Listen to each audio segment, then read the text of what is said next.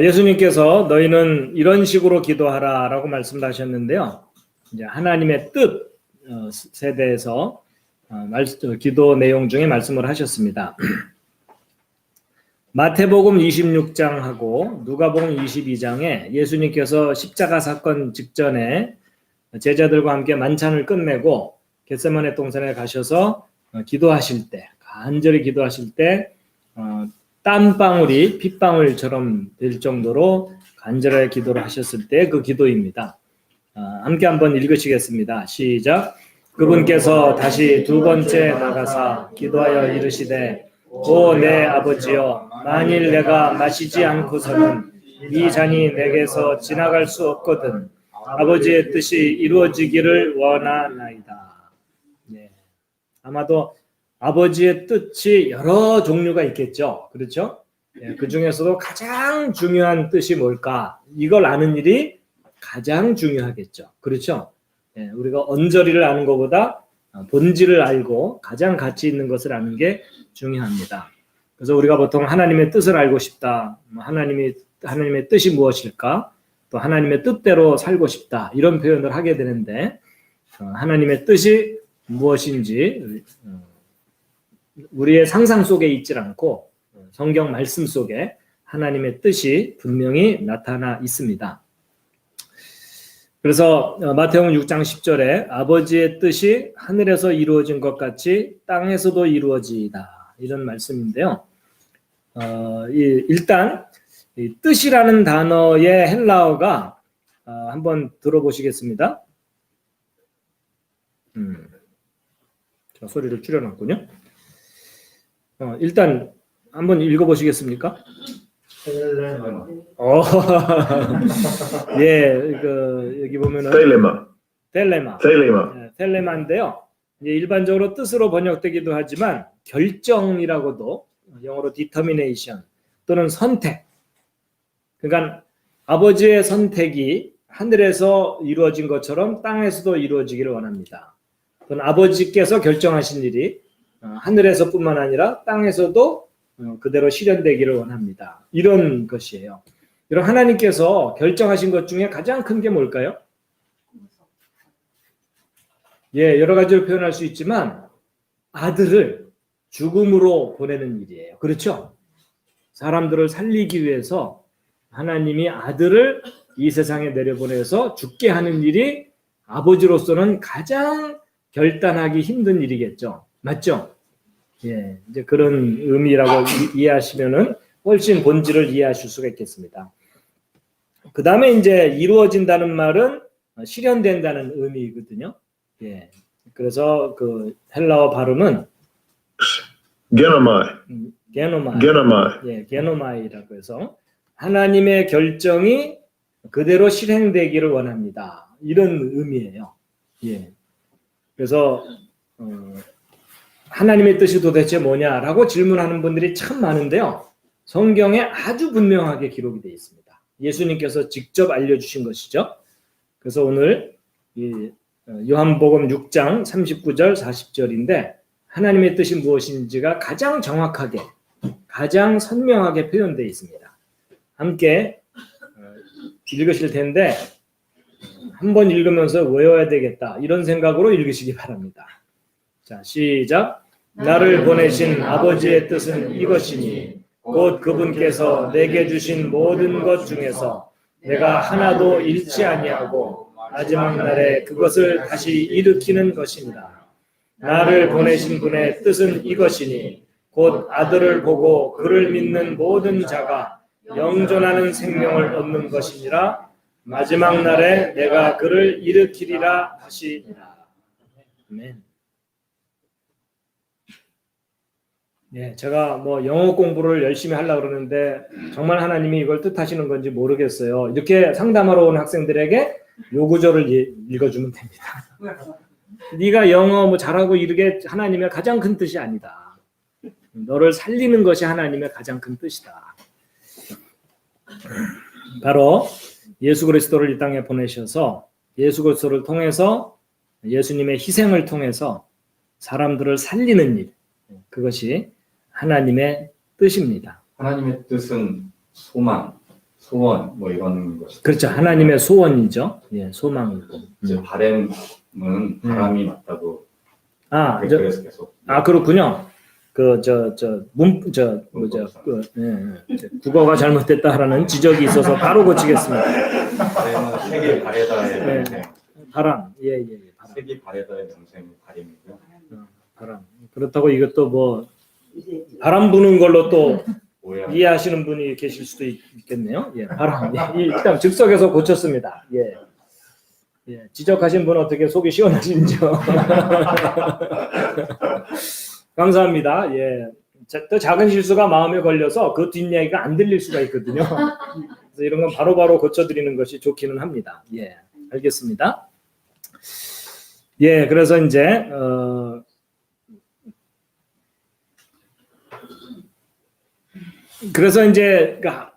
아버지의 뜻, 곧 하나님의 뜻이죠. 그 하나님의 뜻이 무엇인지를 정확하게 알려면 성경에 하나님의 뜻에 대해서 뭐라고 기록되어 있는지를 다 찾아보면 뭔가 답이 나올 겁니다. 그래서 이제 방금 읽은 것은 마태복음 6장 10절과 누가복음 11장 2절에 주기도문에 나오는 내용이고요.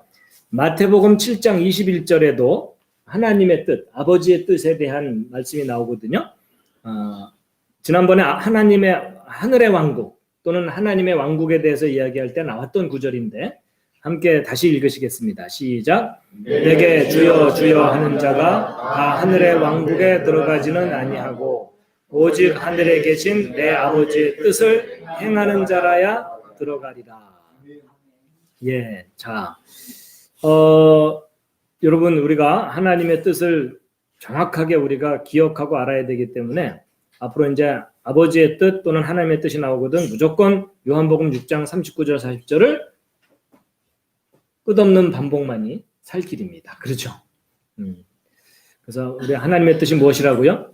39절 40절 다시 읽겠습니다. 시작. 나를 보내신 아버지의 뜻은 이것이니 곧 그분께서 내게 주신 모든 것 중에서 내가 하나도 잃지 아니하고 마지막 날에 그것을 다시 일으키는 것이니라. 나를 보내신 분의 뜻은 이것이니 곧 아들을 보고 그를 믿는 모든 자가 영존하는 생명을 얻는 것이니라.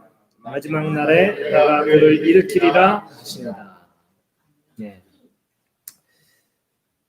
그런데 이제 지난 시간에도 잠깐 얘기를 나눴지만요.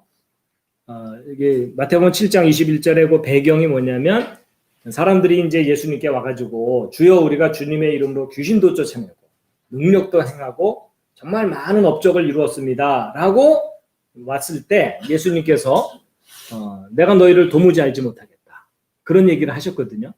예, 그러면서 나에게 주여 주여 하는 사람들마다 하나님의 왕국에 들어가는 게 아니다. 하늘의 왕국에 들어가는 게 아니라 내 아버지의 뜻을 행하는 자라에 들어간다. 이렇게 돼 있거든요.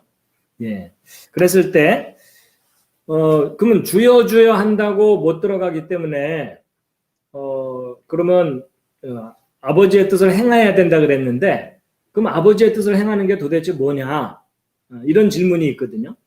그래서 착하게 살아야 된다는 뜻이냐? 선행을 많이 베풀어야 된다는 뜻이냐? 근데 만약에 선행을 많이 베풀어야 하늘의 왕국에 들어가는 거라면 들어갈 사람이 많지 않습니다. 그렇죠? 그리고 또 어느 정도나 선행을 베풀어야 되는지도 명확하지 않고요. 그렇죠? 그래서 그렇게 이해를 하면 뭔가 모순이 돼요. 그래서 이제 그 부분에 대해서 제가 잠깐 비유를 한 것을 제가 좀 이해를 돕기 위해서 이제 그림을 좀 그려왔는데요. 하나님께서 우리에게 어떤 자를 주셨어요. 그렇죠? 이게 10cm짜리 자다. 그래갖고 제가 그걸 그대로 내려받아서 10cm짜리 자를 눈금을 그대로 내려받아서 이걸 가지고 있었어요. 근데 하나님께서 이 파란색으로 된 이 부분을 길이를 한번 재보라고 하시는 거예요. 그래서 제가 이걸 딱 재봤더니 8cm예요. 그렇죠? 근데 하나님이 가지고 계신 자를 가지고 재도 8cm죠? 그러면 저하고 똑같은 기준을 갖고 계시네요? 그러면 하나님하고 저하고 같은 기준을 갖고 있는 거예요. 그렇죠? 그런데 제가 예를 들어 어떤 사람이 여기 B라는 사람이 엉뚱한 자를 가지고 와서 이 파란색을 쟀더니 6cm밖에 안 돼요. 그렇죠? 그러면 하나님하고 통해요, 안 통해요? 안 통하죠. 그렇죠? 예. 아니면 그보다 더 짧은 자를 갖고 와가지고서 이거 9cm인데요 이러면은 통해요, 안 통해요? 안 통해요. 그렇죠? 그러니까는 내가 너를 도무지 알지 못하겠다. 너는 나하고 다른 기준을 갖고 있다. 이런 얘기를 하시는 거라는 거죠. 그래서 이제 제가 이것을 어디에 적용했냐면, 여러분, 하늘의 왕국에 들어가려면은 누구를 통해서만 들어가죠? 예수님을 통해서만 들어가야 되기 때문에 예수님하고 똑같은 기준을 가지고 있어야만 들어갈 수 있어요. 그렇죠? 구원에 관한 기준이에요. 그게 뭐냐면 하나님께서 우리의 모든 죄를 누구를 통해서 다 해결해 주셨어요? 예수님을 통해서. 그렇죠? 거기에 우리가 뭐 덧붙일 게 있어요, 없어요? 없어요. 그렇죠? 그러니까 예수님이 전적으로 우리의 죄를 다 해결해 주셨어요. 그게 하나님께서 구원을 위해서 정해놓으신 법이에요. 맞죠? 근데 예수님의 십자가만으로는 우리의 모든 죄가 해결되지 않고 우리의 선한 행위가 덧붙여져야 된다는 생각은 틀린 생각이에요. 맞죠? 그게 바로 하나님 앞에 갔을 때 다른 기준을 가지고 천국을 들어가려는 사람들이다. 그 뜻이에요. 그러니까 하나님께서 너희가 나하고 다른 법을 갖고 있다. 내가 너희를 도무지 알지 못한다. 너희는 여기를 못 들어온다. 그런 의미로 저는 이해를 하고 있는 겁니다. 그래서 예수 그리스도를 통한 전적인 구원, 그게 하나님 나라에 또는 하늘의 나라에 들어가는 기준이라는 거죠. 그래서 나로 말미암지 않고는 아버지께로 올 자가 없느니라. 그래서 예수 그리스도를 전적으로 믿을 때만 하늘의 왕국을 갈 수 있다는 겁니다. 그래서 귀신 쫓아내는 것을 가지고 천국에 들어가는 게 아니다. 방언을 남들보다 열심히 더 많이 한다고 들어가는 것도 아니다. 예. 시험 쳐야 들어간다고 주장하는 사람들 있죠. 어디예요? 신천지. 그래서 작년인가 재작년에 대대적으로 시험 봤다 그러죠. 예, 원래 자기들 14만 4천 명만 천국에 갈 수 있는데 이미 인원수가 넘어버렸어요. 그러니까 시험 봐야 된다 그러면서 시험을 봤대요. 실제로. 예. 그래서 어느 정도 커트라인을 넘어가야만 천국 갈 수 있다고 얘기했다 그러더라고요.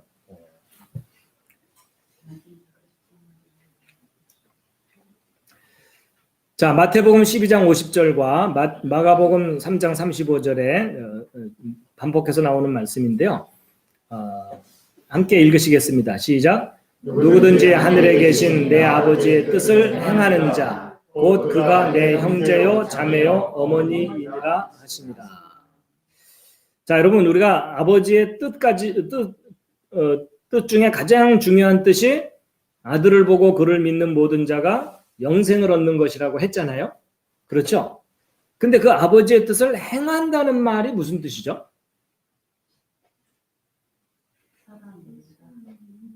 예수를 믿는 것. 그러면 이건 믿음을 얘기하는 거예요? 행위를 얘기하는 거예요?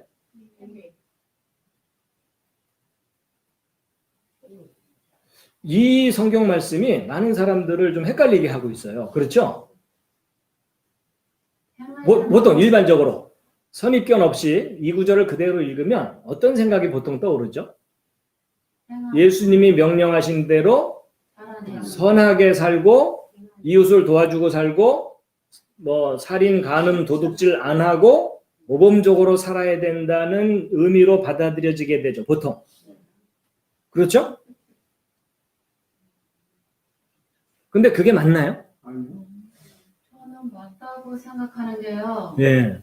행하려면 마음이 있어야지 그 행동을 하거든요. 네. 아니 근데 마음이 있어서 그 일을 하지만 문제는 뭐냐면 우리가 마음이 있어서 선한 행위를 할 때도 있지만 그러지 못할 때가 사실은 더 많거나 더 많지는 않아도 어쨌든 인생을 살면서 반드시 있게 되잖아요. 그렇죠? 그러면 그렇게 되면은 잘 믿고 선하게 행하다가 실수하면 그 형제요 자매요 어머니가 못 되냐는 거죠. 아니요. 실수할 수 있는 게 우리 육신을 가진 사람의 한계잖아요. 예. 그리고 실수와 실족은 다른 문제죠. 실수와 실족이 다른가요? 다르죠. 뭐죠? 실족은 믿음에서 떨어지는 거 예수님께서 말씀하시는 거고. 왜냐하면 예수님 말씀하시잖아요. 아니 믿음에서 떨어져 나가는 거는 또 뭐죠? 실족하게 그게 예를 들어 도둑질인가요? 그 기준이 보면 율법이 전제가 되어야 됩니다. 그러니까 율법을 지켜야 된다는 거예요. 그러니까 아나노 구원은 율법을 통해서 얻는 게 아니고요. 그리스도를 믿는 믿음으로 구원을 얻는데 그 상태에서 그 사람이 그리스도를 믿음으로 구원을 얻은 다음에 바로 죽으면 바로 천국 갑니다. 근데 죽지 않고 살아야 되잖아요. 네, 살아야 되죠. 살면서 비가 소망 역할을 해야 되잖아요. 하는데 그 네, 비가 소망 네. 역할을 못하고 네. 실족하게 되면 네. 구원에서 탈락한다는 거예요. 그러니까 실족한다는 막연한 표현보다 예를 들어 예수님을 믿었다가 도둑질을 했어요. 실족인가요?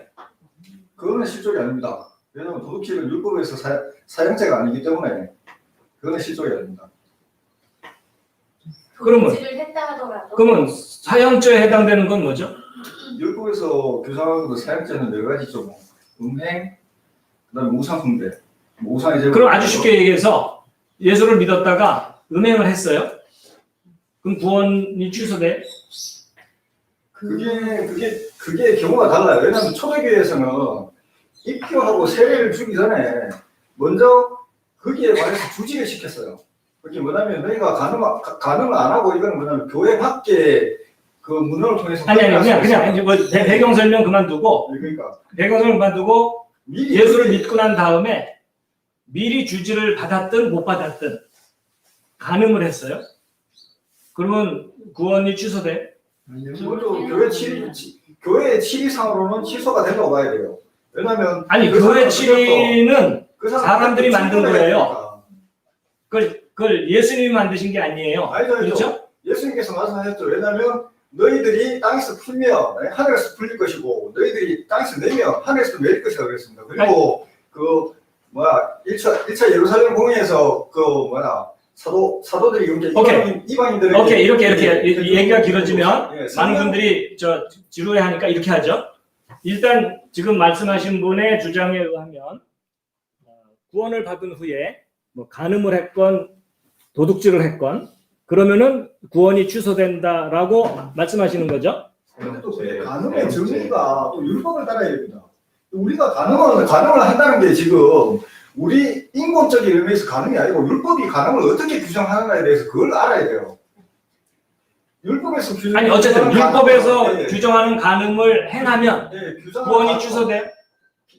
네, 취소되는 건 아니고 교회에서는 그걸 취소된다고 보고 교회에서 된다고 보는 것은 의미가 없다고 봐요 저는. 지금 예수님이 기준이지 교회가 기준이 아니에요. 그렇죠? 그러니까 그걸 혼동하시면 안 돼요. 근데 중요한 거는 예수님께서 그러면 만약에 그건 어떤 그런 아니 어쨌든 지금 주장을 벌써 얘기하셨으니까 그 부연 설명은 이따가 끝나고 토론하기로 하고요. 예, 일단 그냥 본인이 그렇게 생각하고 있다는 것만 그냥 확인을 하고 넘어가야 돼요. 이거 해결하려면 오늘 밤을 새도 안 됩니다. 예. 예, 그렇게 하고요.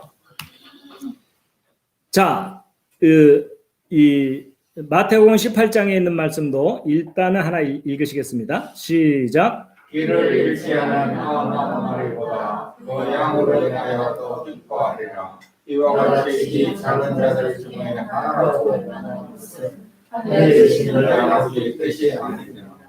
예, 이제 이걸 이제 부정적으로 표현하는 것과 긍정적으로 표현하는 것의 문제인데 이걸 이 작은 자들 중에 하나라도 멸망하지 않는 것이 아버지의 뜻이니라. 이렇게 이해할 수도 있겠죠?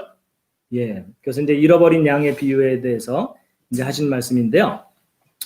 여러분 내 아버지의 뜻을 행한다라는 요 단어가 헬라어로 이제 제가 이거 발음을 안 찾아놨는데 예? 호의예요. 예. 어쨌든 요 단어예요. 요 단어인데 요 단어가 어떤 의미를 갖고 있는가 하고 이제 그 단어의 해석에 대한 것을 쭉 봤더니요. 내 아버지의 뜻을 받아들이는 자, 이런 의미가 있어요. 어떤 행위를 하는 게 아니라 내가 주체가 돼서 무슨 행위를 하는 게 아니고 내 아버지의 뜻을 받아들이는 자라는 의미가 있는 거예요. 인정하고 받아들이는. 그럼 이게 무슨 말이에요?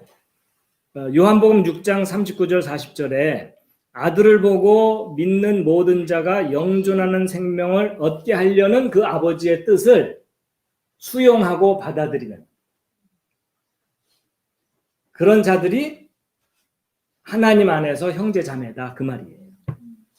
그러니까 예수 그리스도가 말씀의 첫 열매가 되셨고 그 이후에 말씀을 통해서 거듭나서 예수님의 구원을 통해서 거듭나서 예수님의 두 번째, 세 번째 거듭난 모든 사람들이 예수님의 형제여 자매라는 의미예요.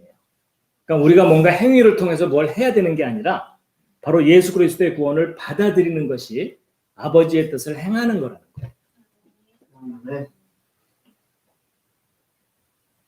좀 의미가 달라지죠. 네. 그렇죠? 그런데 우리가 말씀을 하나님을 받아들였기 때문에 예.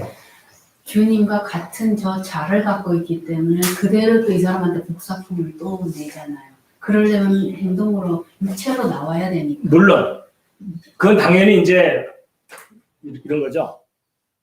물이 그릇에서 넘치면요 나오지 말라 그래도 나오게 돼 있죠. 그렇죠?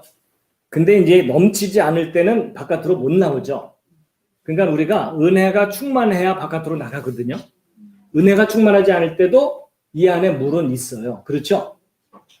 이제 그런 개념으로 좀 이해를 하면 쉬울 것 같아요. 그러니까 믿음에 미숙한 사람은 아직 흘러넘치지 않는 거예요. 그렇죠? 남에게 영향력을 못 주고 일단 자기는 구원받은 거예요. 그렇죠? 그렇지만 그 믿음과 감격이 충만하면 그게 흘러넘쳐서 다른 사람에게도 영향을 주어서 그들도 구원받게 한다는 거죠. 그런 관점으로 좀 이해를 하면 좀 수월할 것 같아요.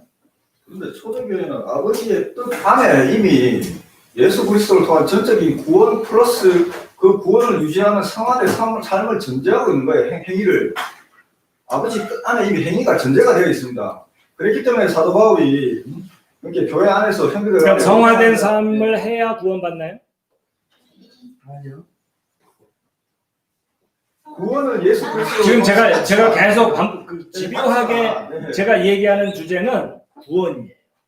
그 구원은 성결한 삶을 살아가는 게 구원이 아니고 우리가 죽지 않고 하나님께 도달하는 거예요. 그렇죠? 망하지 않고 도달하는 거거든요. 저는 그게 구원이라고 보고 있어요. 그 가장 본질적인 구원. 그러니까 이 구원이라는 용어가 사람마다 이해가 다 달라요. 그렇죠? 엉망진창으로 살다가 모범적인 삶을 사는 것도 어떤 의미에서는 구원이에요. 그렇죠? 근데 그것은 본질적인 구원을 이야기하는 게 아니에요. 하나님의 소원은 뭐냐면 얘들아 제발 살아서 나한테 와라. 지옥 가지 말고 너덜너덜하게 살았다 할지라도 내게 좀 와라. 저는 그렇게 이해하고 있어요. 그러니까 그런 일단 구원받았으니까 제멋대로 사십시오. 그 얘기를 하는 게 아니에요. 여러분 이렇게 생각해 보세요. 아주 모범적인 기독교 가정에서 죄와 이런 것에 그러니까 죄에 물들지 않는 환경에서 잘 보호돼서 성장하는 사람도 있어요. 그렇죠? 그래서 그 사람은 선하게 사는 일이 너무 쉬워요. 숨 쉬듯이 쉬워요. 그런가 하면 너무나 극단적인 상황 속에서 죄를 지을 수밖에 없는 환경에서 태어나갖고 그런 환경에서 자란 사람이 있어요. 그 사람은 회개했을지라도 늘 그 습관 때문에 그것을 벗어나지 못할 경우가 있어요. 그렇죠? 또 문제는 그런 굉장히 안 좋은 환경에서도 예수 그리스도를 믿고 바로 회심해서 빛과 소금의 역할을 하는 사람들도 있다. 물론 그런 사람들도 있어요. 예. 그런데 그것은 하나의 어떻게 보면 핑계일 수도 있다는 거예요. 어쨌든 근데 한 가지 잘 이제 하셔야 될 게 뭐냐면 우리가 저 사람은 절대 구원 못 받는다 이런 말을 해서는 안 된다는 거예요. 예. 그렇죠? 선생님 그래서 히브리서 10장 14절에 있는 걸 한번 찾아서 읽어주세요. 그리고 답이 거기 다 있습니다. 네, 하여튼 그거 좀 이따가 이거 기회가 되면 하기로 하고요. 그래서 우리가 함부로 저런 사람은 구원 못 받아 이런 얘기하는 것은 자기가 하나님이란 뜻이에요. 그렇죠? 저런 사람은 구원 못 받을 것 같아. 여기까지는 그래도 괜찮아요. 그렇죠? 자기 생각이니까. 근데 저런 사람은 절대 구원 못 받아. 이것은 인간이 할 말이 아니라는 거예요.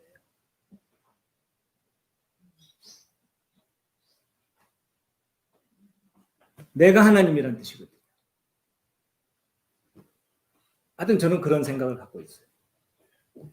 그렇긴 합니다만 예수님께서 분명히 실족할 수 있는 가능성을 언급하셨기 때문에 그게 한번 구원받은 사람이 100% 천국에 갈 수 있다는 보장은 확실하지 않습니다. 아니 그러니까 그건 누구도 모르는데 그건 누구도 모르니까 우리가 사람들한테 권할 때는 안전한 길을 권해야 된다는 거죠. 실족하지 말아라. 구원을 놓칠 가능성도 있으니까. 그렇죠? 그렇지만 너 그 믿음으로 고백한 후에 실족했기 때문에 너는 절대로 그 일로 인해서 천국 못 간다. 이런 얘기 할 수 없다는 거예요. 그렇죠? 아니 제가 왜 이런 생각을 하냐면요. 제가 어렸을 때 시골에 아버지가 저 전방 그 산골짜기에 목회를 가셨어요. 근데 방학 때 저는 이제 거기 갔거든요. 근데 그 동네 아이들하고 아무래도 저는 이제 서울에서 간 아이고 동네 아이들이 있는데 처음에는 서먹서먹하니까는 어울리지 못했던 거예요. 근데 이제 아이들이 이제 도시에서 온 아이가 있으면 이렇게 놀리기도 하고 이러잖아요. 그렇죠? 근데 제가 이제 뭐 가다가 막 저를 막 놀리고 뭐 이렇게 비웃고 이렇게 저희 집 앞을 막 지나가고 좀 심하게 하더라고요. 근데 제가 그 어렸을 때요. 막 분노가 올라오니까 부엌에 가서 낫을 들고 뒤쫓아갔어요. 왜 낫이 부엌에 있어요? 아마 이제 뭐 쓰다가 거기에 있었겠죠. 뭐 마당에 있었든지 하여튼 부엌인지 마당인지 저도 지금은 정확하게 기억은 안 나요. 근데 어쨌거나 제가 마당이든 부엌이든 낫을 들고 뒤쫓아가면서 너희들 죽인다 그러면서 뒤쫓아갔어요. 근데 제가 그 기억이 생생하거든요. 제가 왜 그런 생각을 하냐면요. 저도요. 아차하는 실수로 사람 죽일 수 있는 사람이 되더라고요. 성숙하건 미숙하건 상관없이. 누구도 장담 못합니다. 그렇죠? 그래서 제가 아까 환경 얘기를 한 거예요. 좋은 환경에서 모범적인 가정에서 태어나서 아무 탈 없이 믿음을 갖게 된 사람도 있는가 하면 정말 절대로 믿음 가질 수 없는 그런 환경에서 믿음을 갖는 사람도 있고 너무나 다양하다는 거죠. 근데 내가 비교적 괜찮은 환경에서 태어나서 믿음을 잘 유지하니까 그렇지 못한 환경의 사람들에 대해서 분노하고 그들을 저주하고 그들에 대해서 정죄하고 그러는 일이 어떤 의미에서는 제가 볼 때는 어리석은 거라는 거예요. 그죠? 문제는 또 그런 어떤 긍휼의 마음이 그게 반사적으로 또 사단에게 이용될 수가 있습니다. 물론 네. 그걸 핑계 삼으면 안 되죠. 네. 핑계 삼으면 안 되는데 그 자신의 처지를 핑계 삼아가지고 공의를 해방하게 되는 경우가 생긴단 말입니다. 공의는 이게 감정하고 관계가 없는 거의 기준이기 때문에. 알겠습니다. 그 부분은 나중에 좀 따로 토론을 하든지 하죠. 예. 어쨌든 이제 우리가 좀 그런 가능성도 좀 생각해 보자는 겁니다. 예. 그 다음에 이제 여기 마태복음 21장에 있는 31절에 있는 이 말씀은요. 제가 이 아버지라 그래서 언뜻 그냥 적었지만 이거는 하나님 아버지를 의미하는 게 아니라 예수님이 비유로 하신 말씀이거든요. 그 두 아들을 둔 어떤 아버지가 이제 첫째 아들한테 너 저 밭에 가서 일 좀 해라 그랬더니 안 가겠다고 했다가 뉘우치고 가서 이제 아버지 명령하신 대로 했고 둘째는 가겠습니다 그랬다가 안 간 거예요. 그렇죠? 그러면 둘 중에 누가 아버지의 뜻을 행한 거냐? 그랬더니 당연히 주변에 있던 사람들이 그거야 첫째가 뉘우치고 갔으니까 아버지 뜻대로 행한 거 아닙니까? 결국 아버지의 뜻이 이루어진 사람이 아버지의 뜻을 행한 사람이라는 거죠. 그렇죠? 그래서 이제 저도 이걸 보면서 하나님의 뜻은 예수 그리스도를 믿고 하나님 품으로 가는 거가 하나님의 뜻이잖아요. 그렇죠? 네, 그것이 그 사람에게 이루어지는 것이 하나님의 뜻이 이루어지는 거라는 거죠.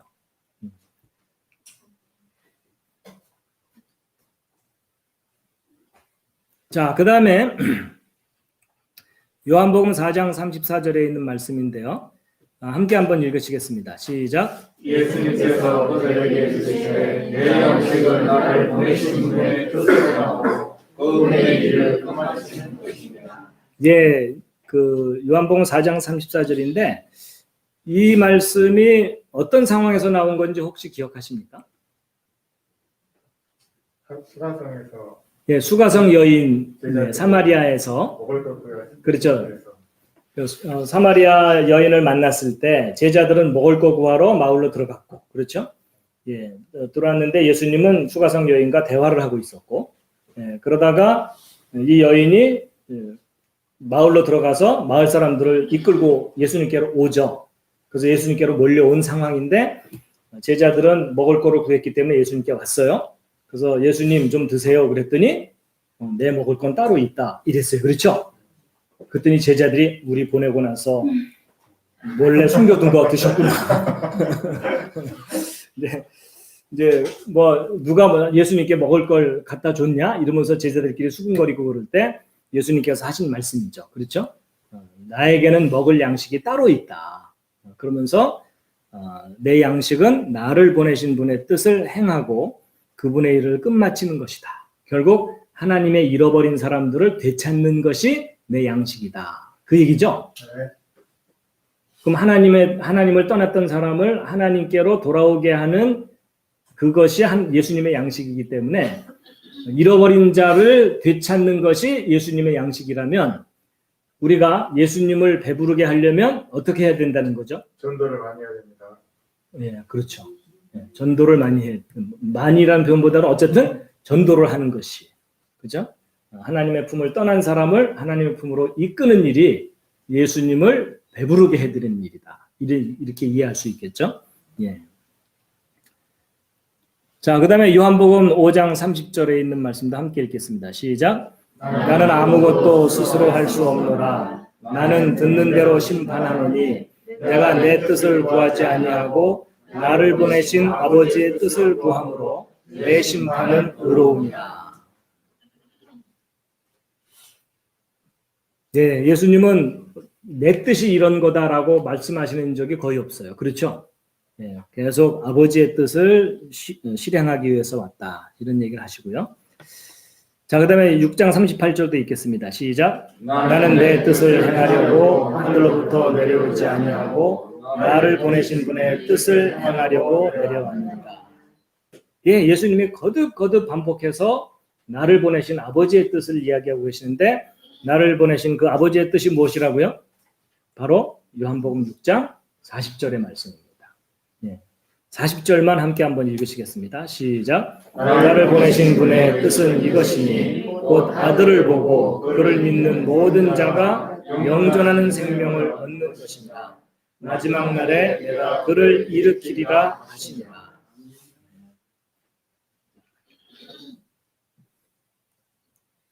근데 아들을 보고 그를 믿는 모든 자가 영존하는 생명을 얻게 하려면 예수님이 반드시 하셔야 될 일은 뭔 거죠? 예, 대신 피를 흘리고 죽는 일이었어요. 그렇죠? 예, 그래서 예수님께서 마지막 기도 때에 이 잔이 내게서 지나갈 수 없거든. 아버지의 뜻이 이루어지기를 원하나이다. 바로 그 최후의 만찬 때, 그렇죠? 6월절 만찬 때 포도주와 빵을 주시면서 이것이 내 살이고 내 피다. 받아 마셔라. 하셨던 그 내용이죠.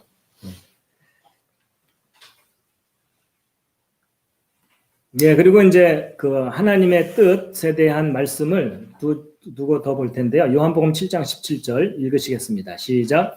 어떤 사람이 그분의 뜻을 행하려 하면 그 교리가 하나님에게서 왔는지 혹은 내가 스스로 말하는지 알리라. 예, 하나님께서 온 것을 구별해야 된다. 요한복음 9장 31절도 읽겠습니다. 시작. 하나님께서 죄인들의 말은 듣지 아니하시나 어떤 사람이 하나님께 경배하며 그분의 뜻을 행하면 그분께서 그의 말을 들으시는 줄을 이제 우리가 아나이다. 예, 소경되었던 사람이 이제 눈을 보게 된 다음에 이제 유대 지도자들을 만났을 때 한 말이죠. 예, 이것은 참고로 그냥 우리가 읽었고요. 그래서 결국 이제 우리가 이제 하나님이 원하시는 것 중에 세 번째, 하나님의 뜻이 무엇인지에 대해서 알아봤는데요. 결국 예수 그리스도를 믿고 영생을 얻게 되는 것이 하나님의 가장 집중적인 소원이시라는 거죠.